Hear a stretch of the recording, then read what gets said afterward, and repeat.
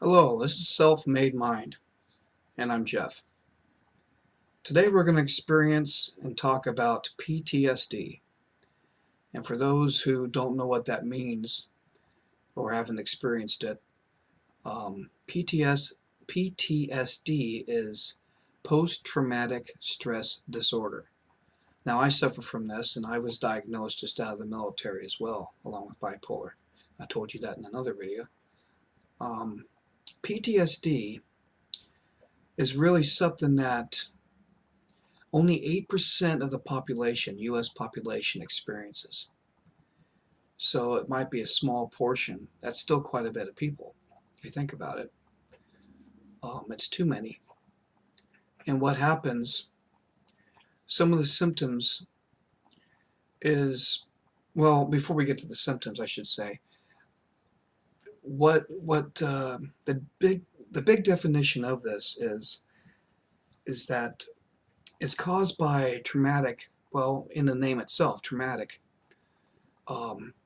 things that have happened to you that really takes a toll to your body and your brain. Something that's doesn't happen every day, but when it happens, it's a devastation, a massive devastation that you've either experienced physically or mentally. Like, for instance, sexual abuse of some sort, sexual assault that's happened upon yourself or someone you saw happen to. It's a war thing. So if you were experiencing a war and you saw something that is very horrifying to you, or something that sticks with you, that will be another thing that causes it. And there's other things. That's just a few of them. Just for a little bit of experience on my own end, I experience night terrors. And there's some people, obviously, that experience the same thing.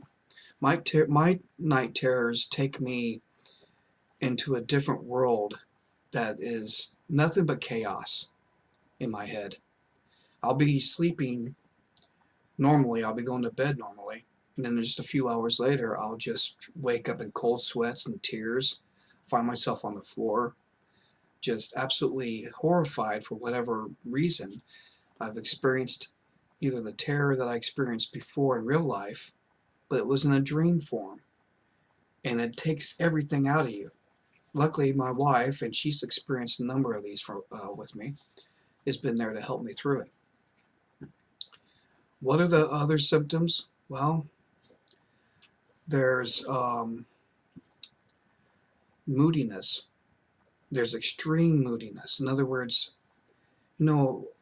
moodiness can be with bipolar as well, but this moodiness is, I think, 10 times worse in a certain way. And I'm not downgrading bipolar because I have that myself.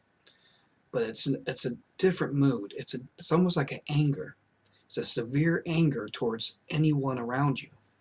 It's almost like you want to be violent. I never experienced the violent part with my family. I experienced the anger part, but I don't experience the full thrust of being completely violent with somebody. There's a lot of medication. There's a lot of therapy that can go into this. Some people have to even go to the extent of being hospitalized because of this. I've experienced that once in my life as an adult. Most of the time you can get through this by just taking medication that's right for that. Talking to somebody who understands. I prefer someone who's your loved one. Now, I know some people might differ on this and say that they would rather discuss this with someone who's been through it themselves. I'd rather not have that myself because I don't want that to clash with my own experiences, because I would feel that that would be something that would make my experience even more dramatic in that room with that person, that it would not go away is easy. I want someone who's going to be partial and love me through it, someone who's going to not judge me. I know someone who's been through it would probably not judge you, but I'd rather have someone who can love you through it. Now, that's not enough, I know. But if you have a big time support system at home and you can talk to them, just with any disorder, I don't go out and see a therapist anyway.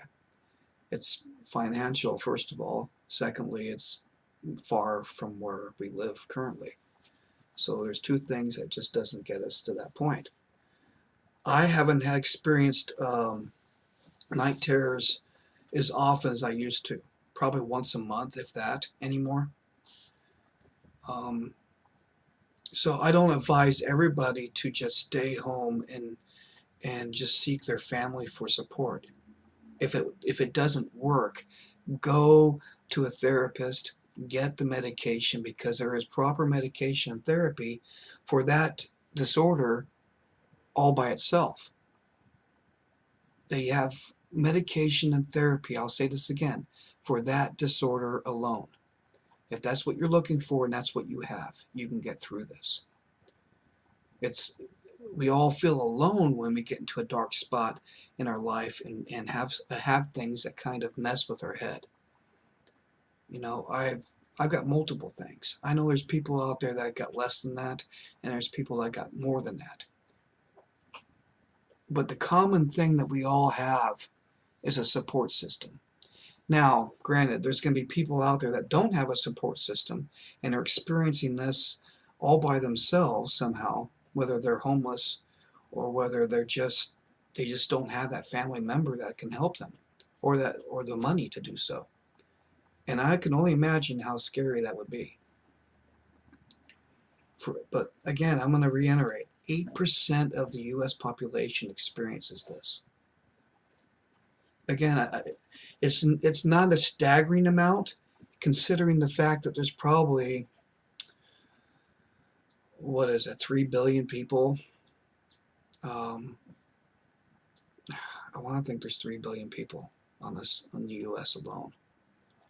Maybe my estimation's wrong. So I'm going to say that there's probably about 80,000 people in the U.S. that experiences this. And again, my facts could be off on that a little bit, and I apologize. But it's still too many people.